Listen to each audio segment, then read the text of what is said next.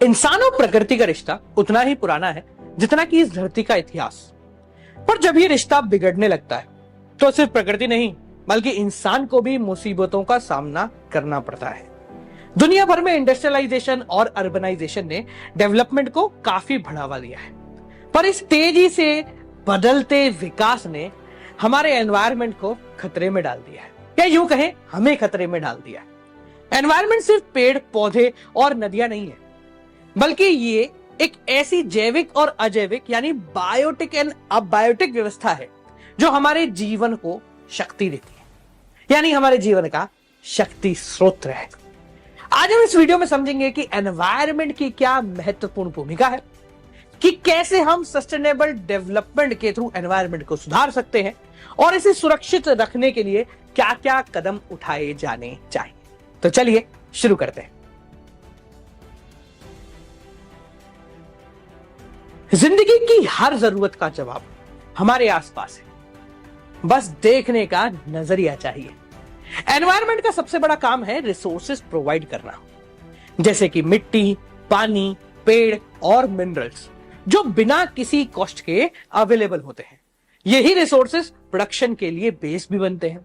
लेकिन सिर्फ रिसोर्सेज देना ही इसका मेन काम नहीं है, ये वेस्ट को भी एसिमिलेट करता है, जैसे कि फैक्ट्री से निकलने वाले पॉल्यूटेंट या प्लास्टिक वेस्ट। पर एनवायरनमेंट की भी अपनी एक एब्जॉर्प्शन कैपेसिटी की लिमिट है, ये वहीं तक काम करता है। अगर पॉल्यूशन इससे ज्यादा हो जाए तो नेचर भी इसका समाधान नहीं निकाल पाता। एक और जरूरी फंक्शन है लाइफ को सस्टेन करना, यानी जिंदगी को चलाते रहना। पानी, ऑक्सीजन और सूरज की रोशनी, ये सब बिना किसी इंसानी मदद के हमें जीवन देने का कार्य लगातार करती रहती है। और यही नहीं, प्रकृति की खूबसूरती भी हमारे क्वालिटी ऑफ लाइफ को काफी हद तक बढ़ाती है।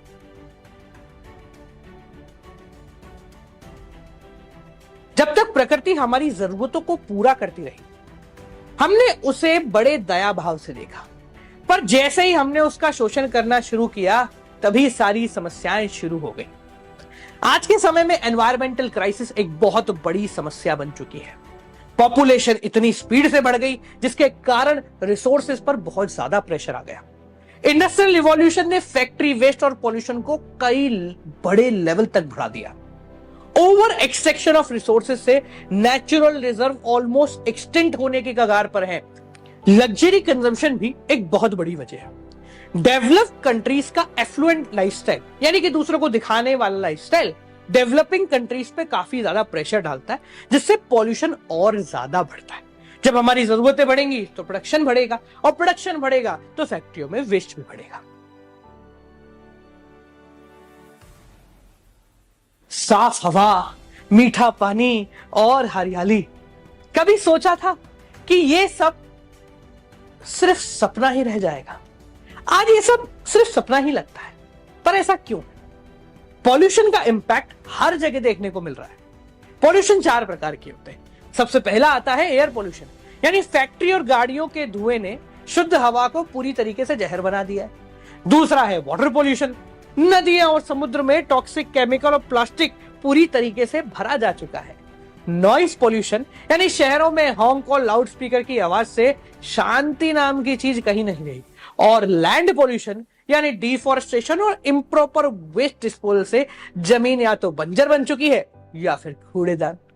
अगर पॉल्यूशन कंट्रोल नहीं किया गया तो यहां सिर्फ मशीन ही रह जाएंगी, पर इंसान का जीवन, अरे इंसानी जीवन का तो अस्तित्व भी बहुत मुश्किल हो जाएगा। जब प्रकृति गुस्सा होती है ना, तो आंधी, तूफान और बाढ़ बन के आती है। ग्लोबल वार्मिंग की वजह से आर्कटिक और अंटार्कटिक के ग्लेशियर बहुत स्पीड में पिघल रहे हैं, जो सी लेवल को बहुत स्पीड में बढ़ा भी रहे हैं। इससे कोस्टल सिटी और आइसलैंड खतरे में है। ग्रीन हाउस गैसेस जैसे CO2 और मीथेन का एक्सेसिव एमिशन टेम्परेचर को बढ़ा रहा है। साल बर साल गर्मी बढ़ती ही जा रही है, और साथ साथ में ओजोन डिप्लीशन भी एक बहुत बड़ा कंसर्न है। क्लोरोफ्लोरोकार्बन के एक्सेसिव यूज ने हमारी ओजोन लेयर में छेद कर दिया है या उसे डैमेज कर दिया है, जिससे अल्ट्रावायलेट रेस अब सूरज से सीधा हमारे ऊपर आ रही हैं, जिसकी वजह से स्किन कैंसर, आई डिजीज और इम्यून सिस्टम भी डैमेज होना शुरू हो रहा है। ये हेल्थ इश्यूज को बहुत ज्यादा बढ़ावा दे रहा है और हॉस्पिटल्स की जेब भरता जा रहा है। जब पेड़ कटने लगते हैं तो सिर्फ जंगल ही नहीं, जीवन भी सूखने लगता है। इंडिया में एनवायरनमेंट से जुड़ी कुछ सीरियस चैलेंजेस हैं, जिनमें सबसे पहले आते हैं डिफॉरेस्टेशन, यानी पेड़ों का काटना। हमने शहरों के विकास की स्पीड को इतना तेज कर दिया कि वो लगातार पेड़ को काटते जा रहे हैं, जिससे इकोलॉजी डिस्टर्ब हो रही है। अब हमें शेर जंगलों में नहीं, सोसाइटीज में देखने को मिलते हैं। लैंड डिग्रेडेशन, यानी फर्टिलाइजर और पेस्टिसाइड्स का इतना इस्तेमाल किया जा रहा है कि जमीन की नेचुरल गुणवत्ता खत्म हो रही है। सॉइल इरोजन, यानी ज्यादा डिफॉरेस्टेशन करने से मिट्टी की जो उपजाऊ लेयर है वो बहती जाती है, जिसकी वजह से एग्रीकल्चर पे बहुत ज्यादा इंपैक्ट हो रहा है। और भैया बायोडायवर्सिटी का तो पता नहीं, कई सारी ऐसी स्पीशीज हैं जो या तो एक्सटेंड हो चुकी हैं या एक्सटेंड होने की कगार पर है। 1970 में हुआ चिपको मूवमेंट, एक ऐसा आंदोलन जिसमें लोगों ने पेड़ों को बचाने के लिए उसे गले लगा लिया। उस समय हमारी रिस्पॉन्सिबिलिटी थी, पर आज लगता है कि यह हमारी मजबूरी है, क्योंकि अगर पेड़ नहीं रहेंगे तो हम नहीं रहेंगे।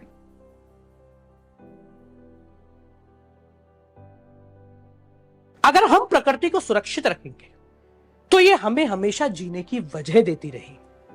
सस्टेनेबल डेवलपमेंट का एक बेसिक प्रिंसिपल है कि अगर आज हम आज की नीड्स को पूरा करें बिना फ्यूचर जनरेशन को कॉम्प्रोमाइज करें तो हम जीवन भर सुखी रहेंगे। इसके लिए हमें कुछ मेजर्स अपनाने पड़ेंगे, जिनमें सबसे पहले है पॉल्यूशन को कंट्रोल कर लो, इससे काफी फायदा होगा।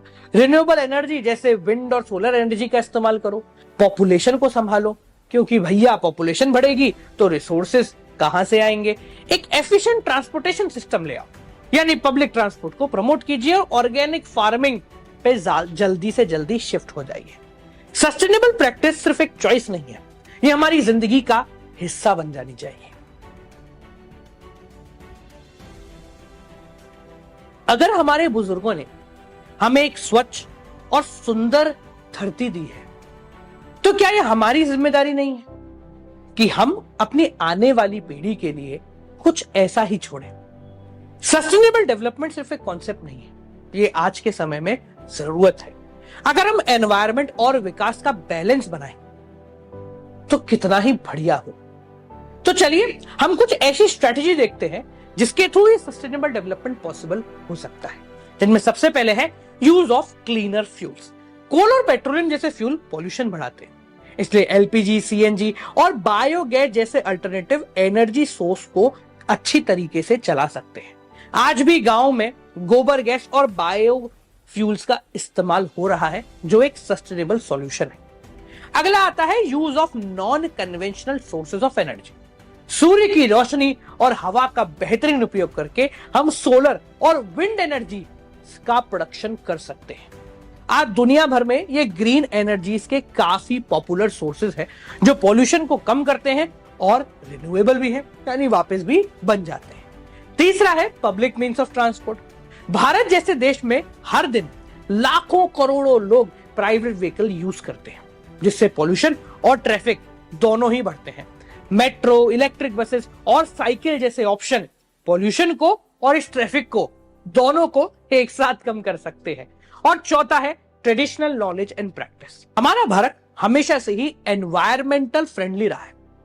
Ayurveda, organic farming, traditional irrigation system हमारी प्रकृति के साथ मिलकर काम करते हैं, लेकिन मॉडर्नाइजेशन के नाम पर हम अपनी प्राकृतिक पद्धतियों को यानी मेथड्स को भूलते जा रहे हैं। तो हमें कुछ नहीं करना, बस इन्हें वापस से अपनाना है।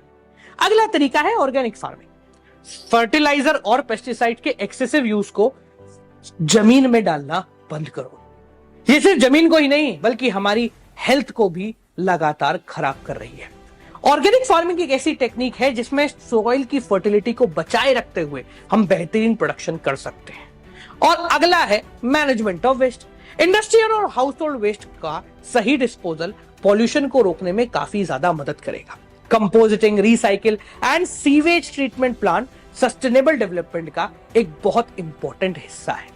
और अंत में आता है मिनी हाइडल प्लांट। छोटी नदियों और स्ट्रीम के बीच में मिनी हाइडल प्लांट इंस्टॉल करके इलेक्ट्रिसिटी जनरेशन किया जा सकता है, जो कि एक सस्टेनेबल सोर्स भी है और एनवायरमेंटल फ्रेंडली भी है।